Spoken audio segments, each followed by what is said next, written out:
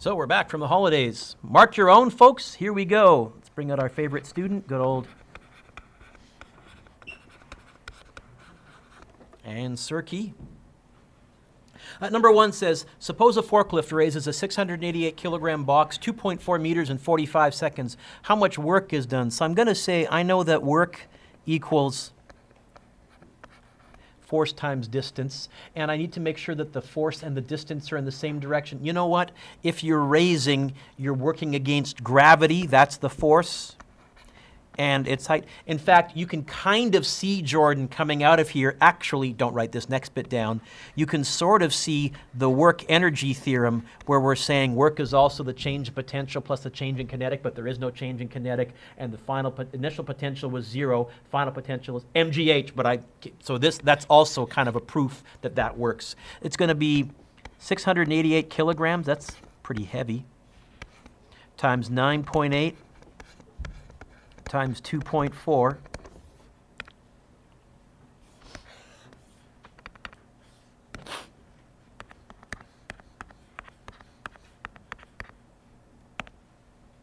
By the way, could a human being lift 688 kilograms? Could a human being lift 688 kilograms, which is about 1,400 pounds? So could a human being do 16,181.76 joules of work? Yes, they could. Work is not tiredness. It would just depend on how fast you did the work. For example, climbing Mount Everest over several days, you might end up doing that much work. I'd have to go force times distance times the height, but that's a pretty big height. That's a pretty big H. You might end up doing more than 16,000 joules of work, but that's spread out over several days. So again, we don't look at work to say how much can a human being do. It's how much power a human being can put out. So anyway, I'm going to go with 16,200 joules. 1 mark. I'd probably give half mark for the equation, half mark for the answer. How much power? So power is work over time. It's going to be 16,181.76 divided by the time.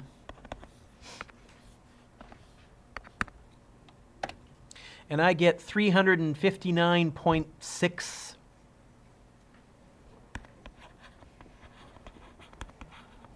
Really, I'm going to go 360 watts of power. Now, could a human being do that? Well, that's the work, that's the wattage, the power put out by a strong car motor. In fact, most car motors are in the 100 or 200. Oh, no, those are horsepower, not watts, Mr. Dueck. Get it right. You probably could, but not for very long. I'd have to do some number crunching. Hey, how much work will I do if I carry an 8 kilogram bag 9.3 meters forward? Why? Because when I carry, Dominic, the force I'm resisting is gravity, but the distance is forward. Are my force and distance in the same direction? No, so no work. This is the piggyback analogy. Who did I pick for the piggyback? Yeah, okay, same idea. An electric motor develops 65 kilowatts, that's 65,000 watts of power, as it lifts a loaded elevator. How much force does the motor exert? Well, I know that power equals work over time.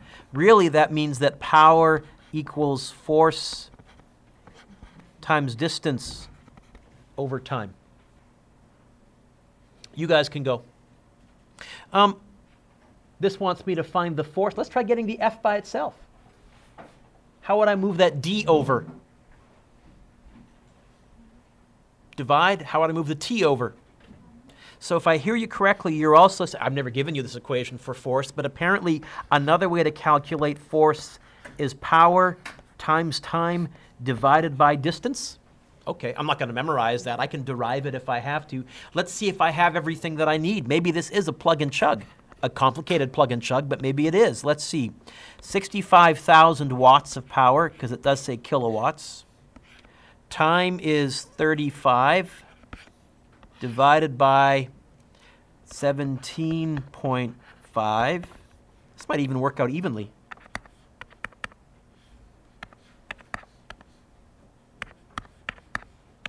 Holy smokes, it does. Looks like this motor is exerting, this is probably a crane of some type, 130,000 units. It's a force. Newtons.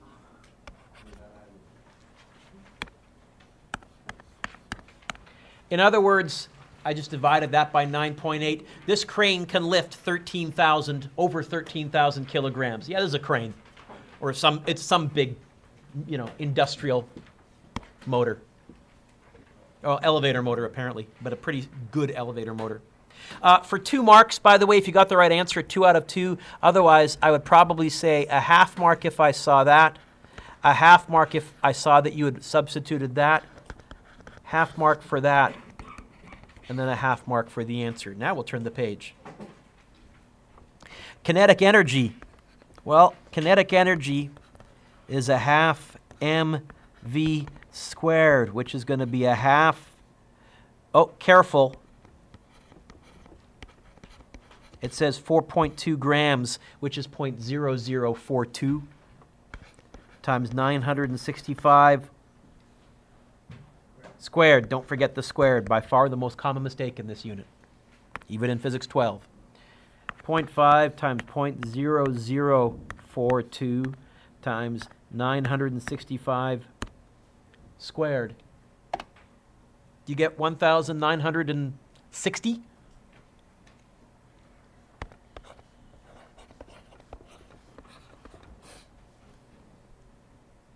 By the way, what work is done on the bullet if it starts from rest? Well, work is, you'll notice I didn't even bother going to force times distance finesse, because I didn't see a force or a distance mentioned in there. There's no graph, so I jumped straight to this definition of work. And I think we can assume that this bullet's being fired straight ahead, which is, what's my initial kinetic energy of the bullet if it starts from rest? If it starts from rest? 0. So I think my final is going to be a half m. You know what? It's going to be 1960. I just did that measurement. I calculated that in the previous line, didn't I? The gun did 1,960 joules of work on that bullet. Is there a part C? There is. By the way, if that bullet hits its target, how much work will that bullet do on the target? How much energy will that bullet transfer to the target? 1,960 joules. Can a human being absorb that much? Over time, yes, but the amount of time of a bullet impact is so small, a small area of your body can't absorb that much. That would be fatal, right? If the work is done over that distance, what's the average force? Well,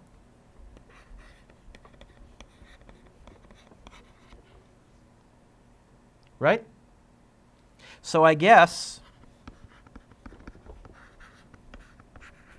force, another equation for force, not just F equals ma, another equation for force apparently is work divided by distance. So I guess it's going to be, I'm going to use 1955.6. 1955.6 divided by 0.75 meters. I'm guessing you're firing this into a piece of wood or something like that, and it went this far into the piece of wood. So take this, divide by 0.75. 2,607. I'll go 2,610 units. It's a force, Eric. What's the units? Thank you. By the way, Eric, what word did I put in front of the word force in the question there? The reason is I'm pretty sure the force is bigger right at impact, and as you slow down, I think the wood is applying a smaller force. At the very end, there's barely any force at all. And that to calculate, Chris, is you need calculus. That's well beyond our ability. So I almost always will stick the word average, not to scare you. This is me as a physics nerd being fussy and saying, look, I got to be honest. I'm pretty sure the force of an impact isn't constant. I think it's maximum right when you hit, and it gradually trickles off. 1 mark, I'd probably go like this. Half mark if I saw that. half mark for the answer. But as always, if you got the right answer, Alex, give yourself the full mark. A 50-kilogram shell is shot from a cannon at Earth's surface to a height of that there. What's its potential energy? Oh.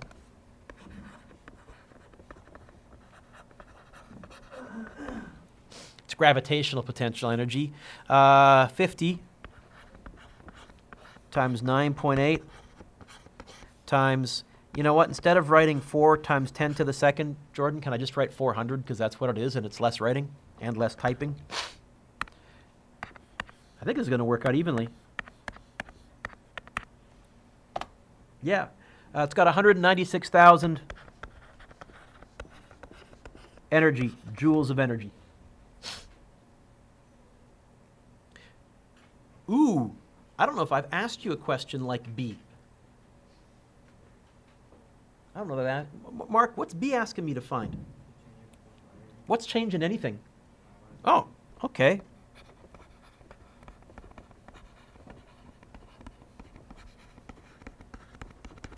The final is going to be MGH final minus. The initial would be MGH initial, but Dominic, I already calculated that. Can I just plunk the number in there and be a little lazy? It looks like the change in potential energy is going to be 50 times 9.8 times 200 minus 196,000. It's going to be negative. I think I can do this in my head. Is that right? Is it negative 98,000? What's the negative telling me? Is that a direction? No, no, it's a scalar. It's telling me, oh, did I gain energy or did I lose energy? That's all it's saying. So it's not saying a direction. It's saying, by the way, you got less than when you started from. It's a magnitude, being, you know, a little fussy. Oh, and units, energy, joules. I probably would give half mark for that. Half mark for the answer. By the way, what did that energy turn into? So we lost 98,000 joules of potential energy. What did we gain? Exactly 98,000 joules of kinetic energy. Okay, technically minus whatever we lost to air resistance, but we're in our magic physics world where I'm ignoring air resistance, so the numbers work nice. Right? Couple more. A bike rider approaches a hill with a speed of 8.5 meters per second. Check. The total mass is 85. Find the kinetic energy. That I can do. A half mv squared. 0.5, 85, 8.5 squared. 0.5, 85, 8.5 squared. Do you get 3,071? I'll go 3,070. 3,071 is fine. In fact, really, I should go to 2 sig figs, shouldn't I? Because it's 2 sig figs, 2 sig figs, 2 sig figs. Is that right? Yes? Okay. The rider coasts up a hill. Assuming there is no friction, at what height will the bike come to a stop? What do they want me to find here? Height. Is there a change in height? Yeah. Is there a change in speed? Yeah. Is a hill a yucky, slanty path? This is a job for conservation of energy.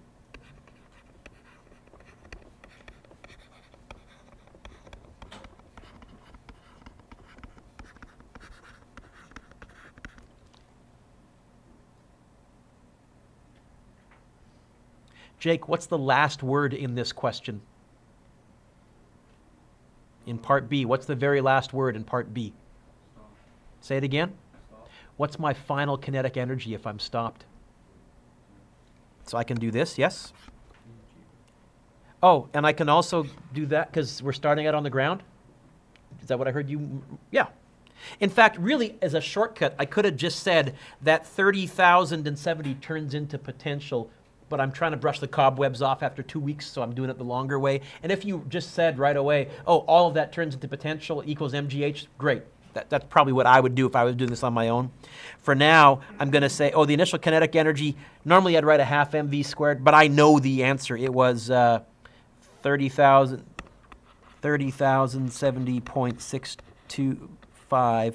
That equals mg h final. Noah, how would I get h final by itself? Divide by mg. Done that a few times before. And there's all sorts of other ways to get here as well. Because if you wrote it out as an equation, the masses cancel, it turns out. But since I didn't write it out as an equation, the mass doesn't cancel. So I'm going to go like this. Divide by, what was the mass? 85 times 9.8. Do you get a final height of 3.7 meters?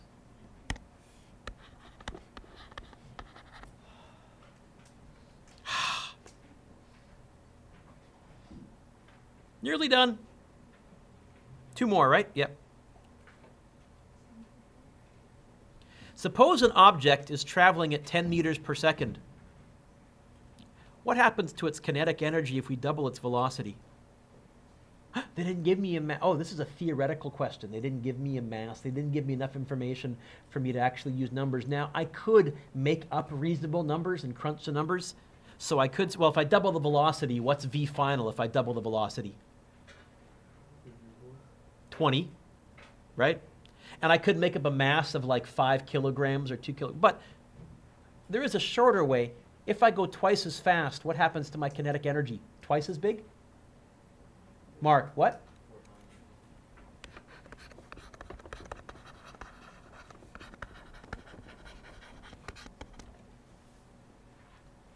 Right? And this played a role. We said, first of all, this is why sports equipment has become lighter, because it's all about club speed or bat speed. Even though you're sacrificing a little bit with the mass, the trade-off on the squared of the velocity is way more bang for your buck. Way more bang for your buck. Okay? And this also played a role in, again, I mentioned earlier, why it's so tough to get going faster once you're going faster. So to increase from 0 to 2 meters per second, pretty easy. To increase from 10 to 12, which is still a 2 meter per second increase, way tougher. How could you figure it out? Oh, it would be a change in potential. It'd be final minus initial kinetic, change in kinetic, final minus initial. You can actually figure it out. Last one. Suppose a 3.5 kilogram toy car is at the top of a ramp that's that tall. Neglecting friction, how much kinetic energy will it have when it reaches the bottom of the ramp? Is there a change in height? Is there a change in speed? Okay. You know what? All they want is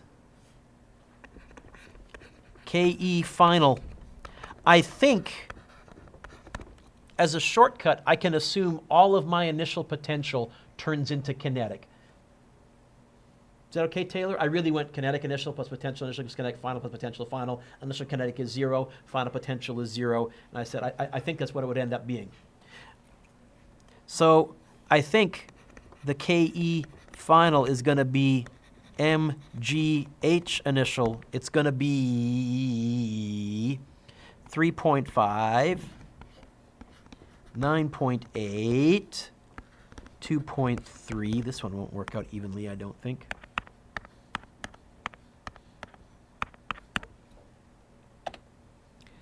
Almost. 78.9 joules.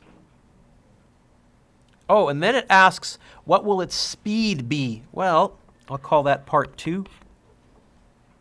Speed, I can figure that out from kinetic energy, because kinetic energy is a half m v squared.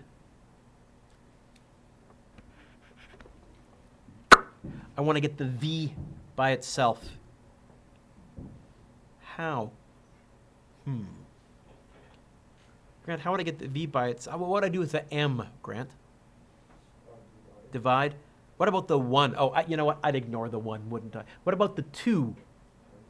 So if I hear you correctly, you're saying v squared equals 2 times the kinetic energy divided by m. Is that what you said? And that's v squared. How do I get rid of a squared? Okay. 278.89. I'll use that's what it was on my calculator, right? divided by 3.5.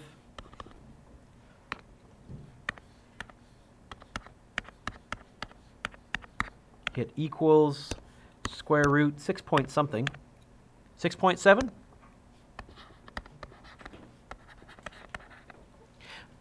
If you got both those answers, 3 out of 3, otherwise I would give you 1 mark for that.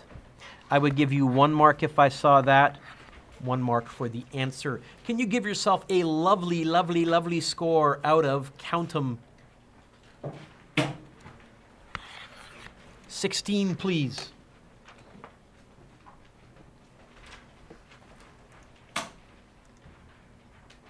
So I've given you 2 reviews. The first one is the shorter one. This is called the Work Energy Concepts Review. I think I gave you the shorter version of this. I think I did. What I like about this is by a physics teacher who's kind of a legend in the U.S. named Paul Hewitt. He's, first of all, an artist. A lot of his pictures, he draws little clever pictures, little comic strip stuff. But he's good at coming up with questions where often you can do the math in your head. He's good at making up good numbers. So he does what he calls conceptual physics, which is why I called this the Work and Energy Concepts Review. That was my high tech. And I think you guys have this page, yes? Yeah. And then is the back page this one here? Okay. But then I didn't give you, I don't think, this one, did I? Yeah. Oh, I did? Yeah. Okay, I gave you that one. I didn't give you this one, or is it scribbled out? Scribbled out? Okay, so I gave you the long version, and then there's the answers. You'll probably find most of this is asking you conceptual stuff. This is a lot of this is good multiple choice type questions. Imagine me making these into multiple choice type questions. So this is your first review assignment to work on. This is due Monday, Grant, the day of the test. I know you're totally focused here. The second one is this one here. Somewhere on here, well, first of all, the first page has, Chris, let's call it a lovely summary of the whole unit, okay? So I stole this from another teacher, but I looked at this and this is, okay, fairly kind of how I explain stuff too, so they put together a good review. I stuck it on the front, and then we have lots and lots and lots of questions. Somewhere on here, I guarantee every question on the test appears, but with different numbers. Oh, and lots of other questions, and I put some nastier questions than you'll see on the test. Okay? I think you should find either the answers, oh yeah, in brackets next to each question. I hope. Or let's see. Yeah, there's the answers. Roller coasters, yep. I do also have a handwritten answer key. I'll throw that online, and I'll print up a couple of copies and have them kicking around. You have the rest of this class to work on it. On Wednesday, I'm going to start the next unit on momentum. Friday is a late start day. Friday is a short class. Friday, I'm going to give you also as a review period tutorial, ask me any kind of questions that you want. Okay?